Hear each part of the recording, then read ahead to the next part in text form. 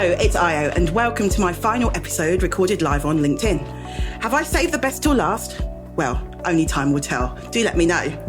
These live streams have been in celebration of changing the name of my podcast to the Built Environment Marketing Show, which feels like a better fit with my overall Abbas Marketing Company brand. We'll be back to our bi-weekly interview format from here on in until the end of the year, so do make sure you give us a follow so you don't miss out on new episodes. And now let's get on with this show, which is an interview with Hannah. Here we go.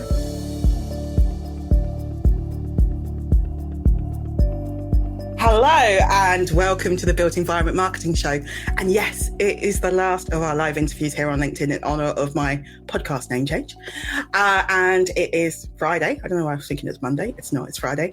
And I'm your host, Io Abbas, Marketing Director at Abbas Marketing. And today, my guest is Hannah from Creative Communication, who is a creative communications consultant. So my icebreaker question for me today is to tell me the most creative thing you've done this past week. And if you can, and if you're watching us live, if you can leave your comments in the comments underneath the live, that'll be great. And I can read some of them out, but it also tells me that people are actually watching us, which is great. Anyway, so I've got an answer prepared already, obviously, because I wrote the question. So on Sunday, I went to go and see Frozen on stage in London, and it was exceptional. It was so brilliant, from the sets to the music to the singing, and my 7-year-old basically sat on the edge of his seat all the time, just like, wow. So that was amazing. Frozen, definitely go and see it if you can. That was my most creative thing this week. And Hannah, what was your most creative thing? Impressive.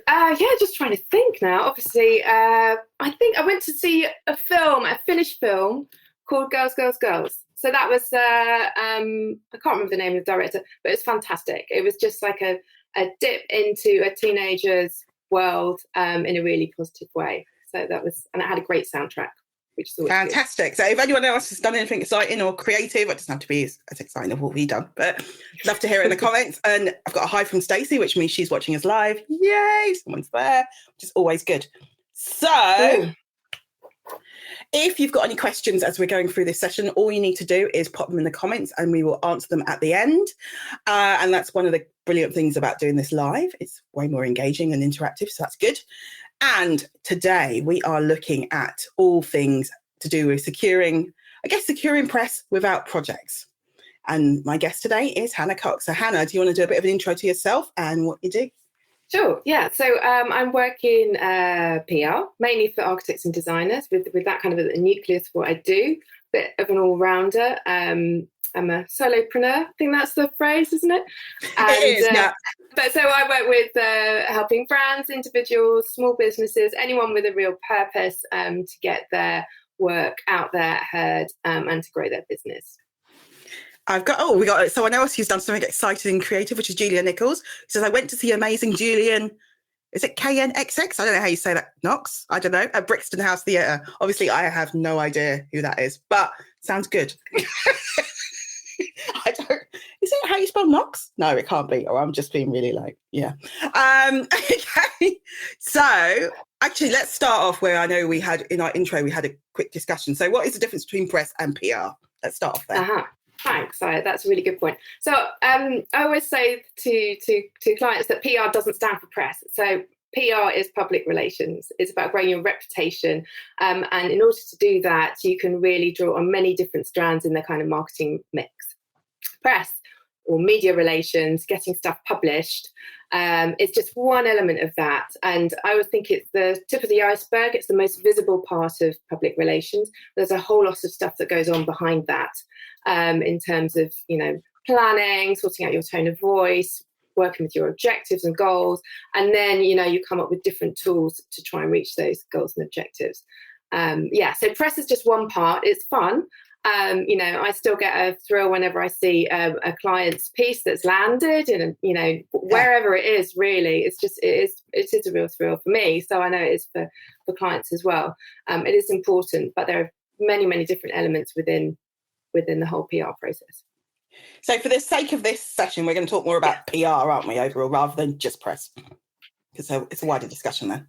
Yeah, I think so. I mean, I think as we were saying earlier as well, the whole nature of press, of that, of, what you think of as, the thud factor, we used to call it, of like, the weighty kind of magazines landing through your doorstep, the newspapers stacking up. Media's just changed. There's a Completely. lot. Yeah. Yeah, right. We're saying, magazines used to be a lot thicker. There used to be fewer places where brands could put their marketing budget in, so they'd do a lot more print advertising, and advertising funds the magazines. It's kind of quite a simple, business model, really. And when you don't have as many advertisers, you're going to have fewer pages, and there's been so many changes with publishing houses. Basically, it's much more fragmented in terms of print, and then we've got so many gazillion different sorts of other channels for publishing platforms like LinkedIn,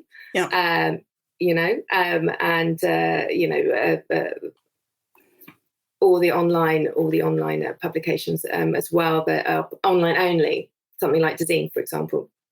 Yeah, which is that. I mean, yeah, exactly. I mean, that was revolutionary when that came out, wasn't it? But I kind of think there's also that thing of just understanding the business model of often of the publishing houses now, which is very much, some of these magazines are lost leaders, right? Aren't they? And actually, they make their money from their events and from their conferences, and actually all of that kind of stuff, and having sponsors and sending having 200 tables at the Grosvenor. That's where they make that money, that 10 grand table, rather than the subscriptions anymore. It's kind of like a lost leader in some way. So I think that's also worth just bearing in mind in the back of your head. Yeah, definitely. I mean, and then something like, say Monocle or whoever, who work really, really well on brand partnerships, and they curate that exceptionally well. And it's a lot to invest in it. But, if you are a brand with that kind of heft behind you, it's a really valuable thing to do, because it's kind of working peer to peer rather than, just thinking, well, I'm just going to chuck my money there for advertising. So that's kind of on a bigger level, I'd say. But also, it's really important to support the trade magazines, because if you don't support them financially, they're not going to be there. Yeah. And we do need them. Yeah, we do. I mean, it's the voice for your industry, for your sector, whether it's, working with bathrooms or, engineering or building or architecture, whatever it is. If we don't have those titles, they will disappear. And we've seen that happen. Other ones crop up, which is great. But, some of those more classic trades, unless, once they're gone, you don't really get them back. No, you don't. I mean, that's one of the things, because actually, like I was saying to you before, I actually started off my career in PR, which was, that's where I started off in an agency. So I used to work bricks and carpet tiles and cement, lighting. Yeah. Love them. How glamorous I was. So it was lots of building products. Yeah.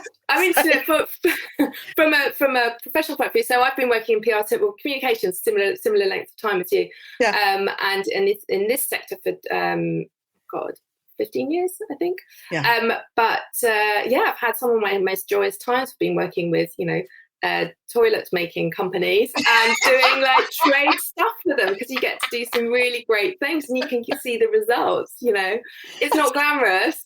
No, it's not, but it's necessary, and there's a market for it. It's real. And you're supporting businesses and what they want to do. And I think you can have a really, really positive relationship with your trade titles, get to know them, and build those relationships up, and then you can do some really interesting things, whatever your product, whether it's bricks, whether it's materials, anything.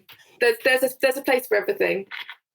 Okay, we have one more person who's done something creative, which was Stacey, who has been to the theatre too. She went to see Dimitri at the new Marylebone Theatre, but she does have a theatre blog, which she does, which is very good, actually. Follow her on Instagram.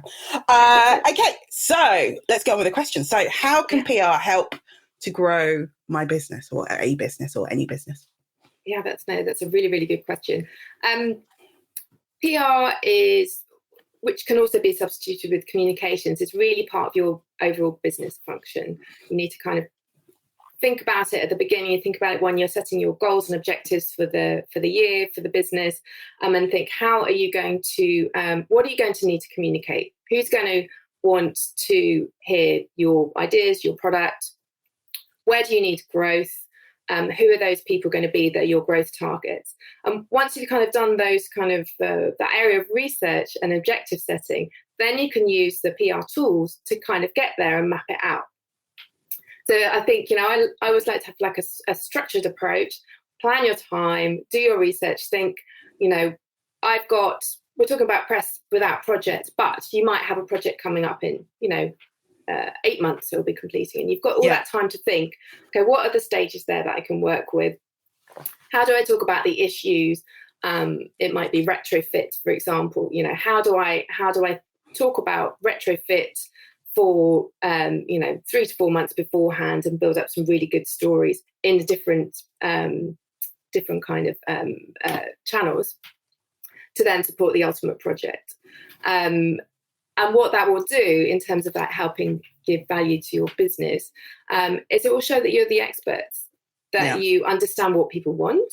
You've done research into the people who are buying your services, whatever that is, and you're answering their questions and anticipating their questions. So I think by that way, you build up your reputation as someone people can trust, which is really important, and that you know what you're talking about. Those two, I think, are the main things. So you're going to really add value then. So you're going to make it easy for people to find you and to buy from you. I think on top of that, I think it's also the area of third-party endorsement. It's not you just saying how great you are. It's somebody else. Look, it's Building Magazine. It's someone else who's independent from me actually saying this. And I think that also resonates with people, because sometimes you can think actually they're just talking about themselves all the time. But actually, if you've got other people saying it, it's more believable. I think that level of trust. So it's incredibly helpful with that third-party recognition. And the other thing which we were talking about with your website podcast earlier, getting those backlinks is really important, and that's something that's quantifiable, which again is the analytics and Google people seeing how valid third-party recognition is. By having a backlink, it's going to boost your visibility. All ties together this week. It's like a blend. Okay, so what is the best approach I can take to PR to make an impact? Plan it, research, plan it. That's the most thing. It's like the really dull, boring stuff. Do your homework. If you do your homework and get the foundations right, then you'll be able to kind of fly and do the kind of great buzzy things that you want to do. But doing a kind of sparkly little thing, whatever it is, without the backup of having done your foundational work on what your objectives are, who your real markets are, who's really going to make a difference for your business, it's just going to go nowhere, really. So to really make an impact, you need to have a real kind of thorough plan. You can change it and respond to what else is going on. So what sort of things would you have in that plan? What kind of things would you need to cover? Oh, good point. So that you would need to cover, your goals, your objectives for the business, who you're talking to, your target market. I always think it's a nice thing to do to build your personas, proper marketing personas, especially for people who are not used to doing communications, because it's a way to kind of get in the skin of it and really understand who your customers are. I use customer in the broader sense. Once you have the personas there, it will really help bring to life what you're going to do when you know that, so-and-so is going to be really interested in, I don't know, something with a collaboration with someone, for example, that they really love that brand. It'll start to kind of open up what's going to really make an impact for you. And also make sure that you set in your objectives, make sure that you set ways that you're going to measure it as well. Because you can get to the end of it and think, oh, well, that was great, wasn't it, guys? What? We haven't tracked anything. So there are lots of different ways you can do that as well to kind of measure it. Whether it's just, counting press coverage, number of people, number of mentions, all those kind of things, but also a feeling and, a general kind of idea and, do some research, pick up the phone, speak to people, find out what they think. I know. No, thanks. No? It's surprisingly good, but surprisingly helpful way of doing it.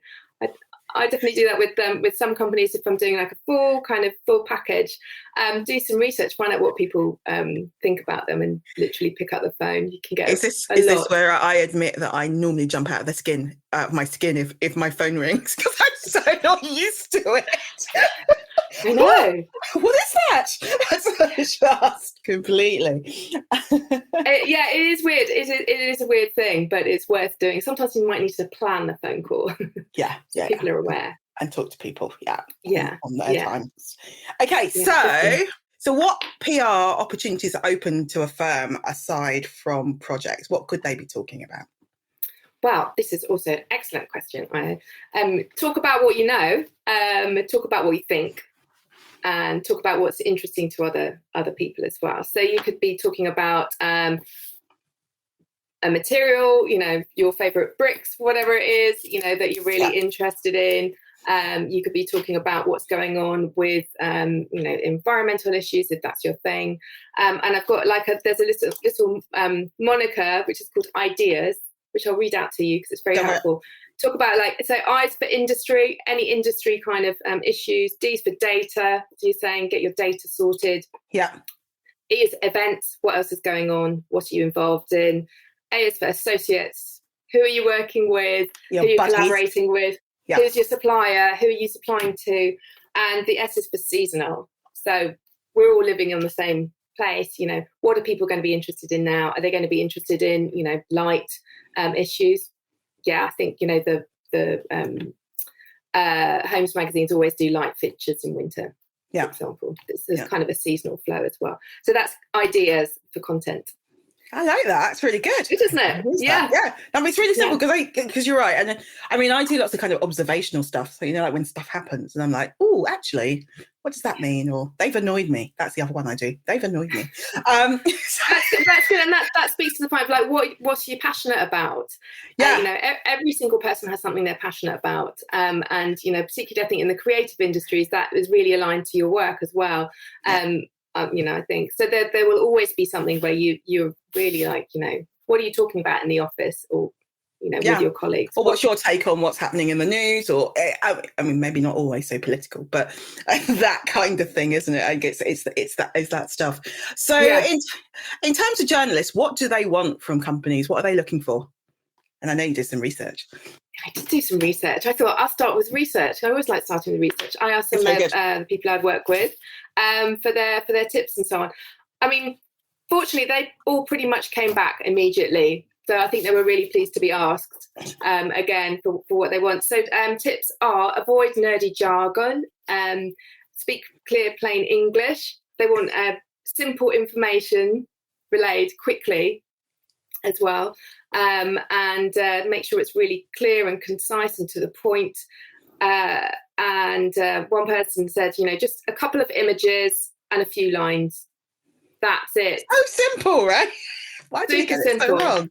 I know. I think we can be overloaded with information for journalists, and you have to understand that journalists are super busy. They're getting a million things through. They want to have the right information, but they need that kind of first headline of clear information, whatever it is.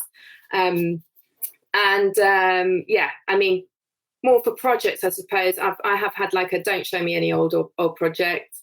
Don't show me any competitions, unsuccessful competition entries. Don't want to look at those. So, I'm like, who said this? That's right. No, my sources are, but also just to really do the basic. What stage is it at? When are things going to be coming out?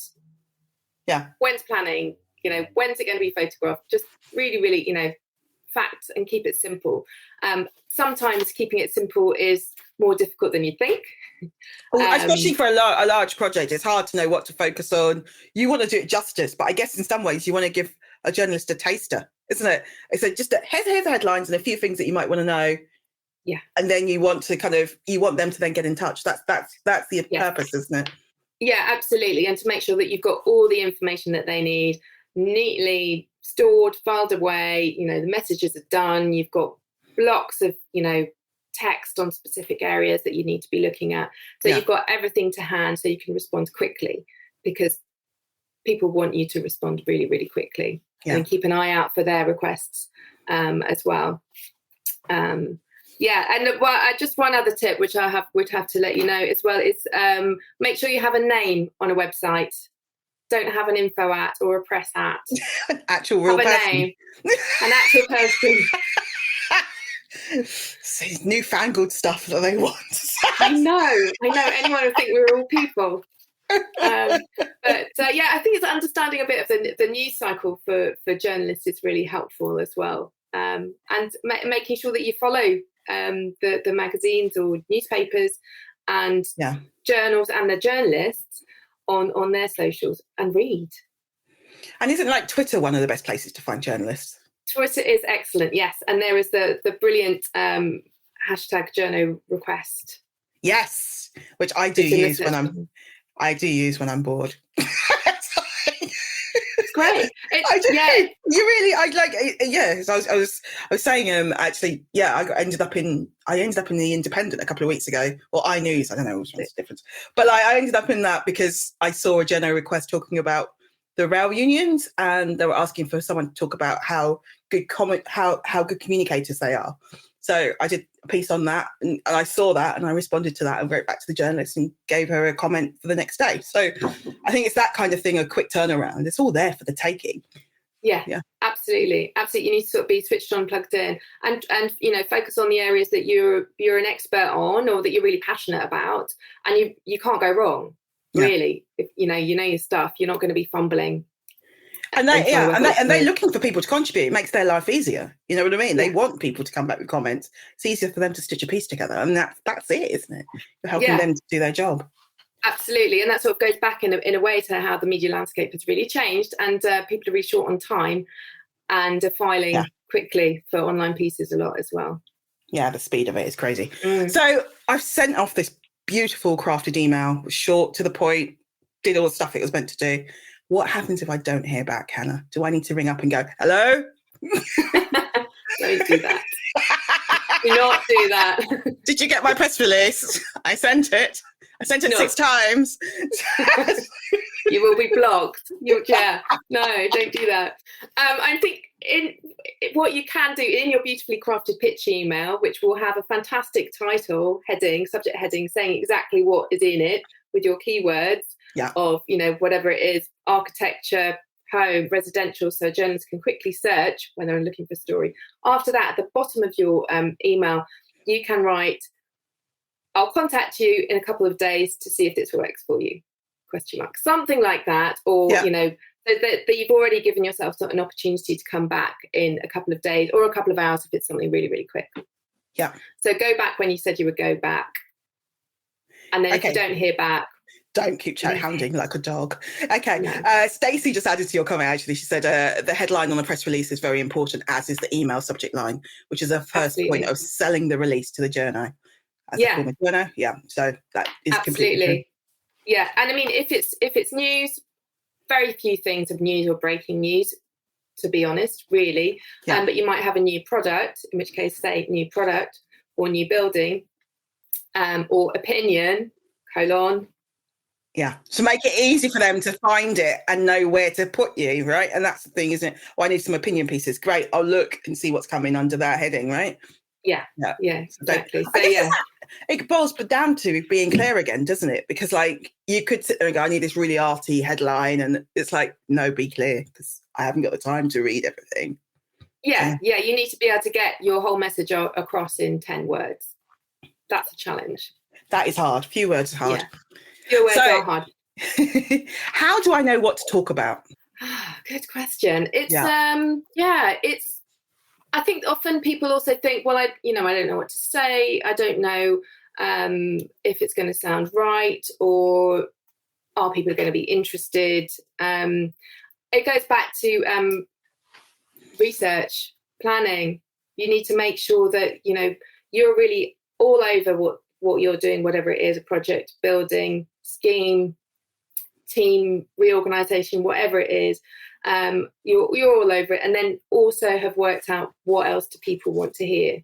And you can use in the research thing again, speak to your clients, speak to your existing clients, find out what they need to know? What are the bugbears? What are the things that they always ask?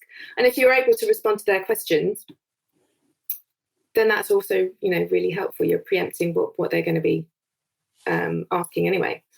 Yeah. No, I think that's so a good I would point. say that. And do once you've done all that, you need to do your messaging. Pick 3 key messages that you want to get across. Keep it simple. Yeah. And then just keep repeating it, because okay. I was just thinking about the conversation we had before we came online. I know. I think we need to go there as messaging. No. What's a bad example, Hannah, of repeating a message? Like that was in the past week. I can't do that. Just think of 3 words you say consecutively. It doesn't always work. It's been done. Okay, yeah. If you watch digress. That was appalling. Anyway, so messaging, very, very important. Messaging is important, but I was just like my addition, messaging is really important. You also need to tailor it to your different markets or the different people that you're talking to and make sure it's relevant to them. Okay. Which goes back to the... I'm going to say what it was. It was basically, I think the Liz Truss interviews that she did with all the regional BBC radio stations. And it was the fact that every interview, she was clearly on message, but she clearly wasn't answering any questions at all. So to us, study of what not to do. And it's like, if you listen to every interview back to back, of which I think there's about 7 interviews, it is just awful. Because it's like, you're on message, but this is really bad. So you also need to be human in whatever it is you're communicating. Respond to your environment, and the different people, different journalists have different personalities and they're interested in different things. You tailor that message to that audience and that particular person and what you're being asked. And that's the hardest bit, because actually you've got your baseline messages, but that tailoring is so important. And I think just having the kind of flexibility to do that, because it's funny, because I often think my job is to say the same thing over and over again, but in different ways. It's like, that's what my job is. It's like, I'm on message. It's still the same campaign over 6 months, but actually I'm finding different ways to say the same thing. And that is the skill, because that's how you get the message to stick. Yeah, definitely. And, keeping it relevant, as well, tweaking it, or, finding a way that it, things lead back to your main message as well. Cool. Yeah. Okay, so how do I know I'm not going to say something that I shouldn't? What things do I need to have in place so I don't trip myself up? I would get your if you're in an interview situation, get your key messages there. Practice it if you're doing a live interview with someone, with a media outlet. Practice with colleagues. Make sure that you've cleared your messages. If you're with a bigger organisation, make sure that you cleared with your communications person, checked it all, and do a sort of sense check, definitely. And just keep it real. I think that's I think also if you are talking about certain projects or certain clients, make sure you've got permission to talk about them. Yeah. Because I think that's the other thing where people suddenly are in front of a journalist and it's just, and you're just there going, no, really, you can't do this. Yeah, exactly. And my other thing is, nothing is off the record. Don't do that. Yeah. And if you are in a really sticky corner and you kind of boxed yourself in, start your conversation or repeat your conversation. This is completely off the record beforehand. Some people will really honour that. Definitely the most of the journalists I work with, they will honour it, but you don't want to get into that position in the first place. No, it's too much. You're back yourself into a corner. It's like, it doesn't make sense to do that. Yeah, absolutely. Yeah, it's never going to end well, really. We've got a nice comment from Julia Nichols, which says, finding the human story behind your project is important too. Why would it resonate with others and stand out to journalists and readers? That's such a good point. Yeah, absolutely. And I think that's also translates to when you're doing your architectural photography as well. Oh, yeah. There are people in the space, Empty buildings are the worst pictures. Yeah. It's so boring. Yeah, it just doesn't really work unless you're really into angles.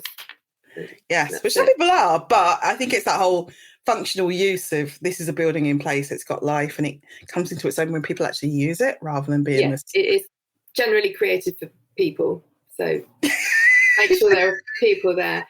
But yeah, to Julie's point as well about the human story. I mean, you can also tell the story behind the building as well, which is great. Oh, I love about those. Your team, yeah. The journey of an architect from, going from an assistant to wherever they're now, director, all that kind of side, and looking at your internal communications as well. It's just as important. I think every single person in your organization or practice is a little ambassador for what you're doing. So by celebrating them and showing what they're doing, then you're not going to lose anything there. You're only going to gain. I think the people stories get so much more traction as well, don't they? That's the stuff that people actually, it touches the heart, isn't it? Yeah. And that's the thing, is those are the stories that connect with people. Because absolutely, I think it's definitely the way forward. Let's talk about our people and the amazing stuff that they're doing, or what they're trying to do, what they're learning, what they're bringing to schemes and their ideas. Because that's a lot more interesting. That's something that your competitors don't have. They don't have your people. Yeah, absolutely. And it's that kind of old adage, people buy people. It's not a transactional thing, but it's true. We are all human, and we relate to each other in all those ways. So my final question on this bit is, so if I'm not a writer, what else can I be doing in terms of PR? Photographs, go talk about the image first of all.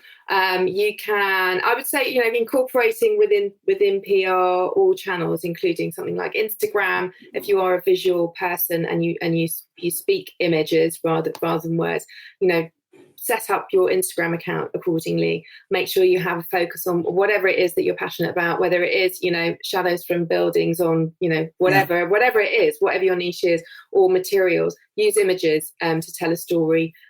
Equally, plan that content, make sure there's regular content, but you can use images very, very powerfully. We were talking earlier about Ken Shuttleworth as well, drawing being it's like the thing. That's the thing. It's an amazing way to communicate. Podcasts, audio stuff, great.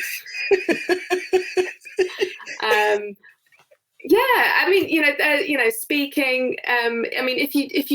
If you're really not into writing, lots of people, if you're dyslexic and you just don't like the typing thing, there's great voice activated, voice software. Otter is one that's really great. So you can just speak, set up to have a conversation with a colleague, record it all, and then get that transcribed. And that's your post, post. So there are lots of ways around it. That's lots. Yeah. That's very good. Okay, so to close out each episode this week, what we've had is just, it's not quick fire at all. But anyway, what we've had is I asked people what tools or resources should they be using to do, and this time it will be PR. What's out there that I should know about? So I know we talked about journo request, hashtag journo request. Hashtag journo request is excellent. And also you get a good idea of what journalists are really looking for in real time, which you might not otherwise do. I would say read. Make sure you subscribe to magazines and your industry titles and read them and get to understand what people are really interested in. I would go, my other tool, I suppose, is the ideas kind of thing. Stick that somewhere on your wall. I do, to make sure that you've got, you're constantly looking for all those different elements of stories. And use Google search is excellent. And Google Analytics to find out what people really are asking that you might not expect, so that you can find a way of answering their questions. And there's also tools like Answer the Public, isn't there, where you can find out the questions that people are asking now in your certain segments and all that kind of stuff, which is actually very, very good. And it helps you kind of frame what's going on and see what's going on. And Google Trends as well is quite good, isn't it? Yeah. You can kind of see roughly what people are talking about. Has the conversation for sustainability gone up and all that kind of stuff? It's like your barometer as well. So those are all kind of tools that you can use, which are good. Fantastic. Yeah. So how do people find out more about you, Hannah? More about me? Well, LinkedIn, obviously. I'm here. Yes. I have a shopfront website, which is hannahcoxcreative.com, which has nothing on it. It's just a blank page with a phone number. So give me a call. So where's the person? Yeah. Don't worry. But brilliant. Thank you so much for coming on the show, and thank you for listening. Take care. Bye.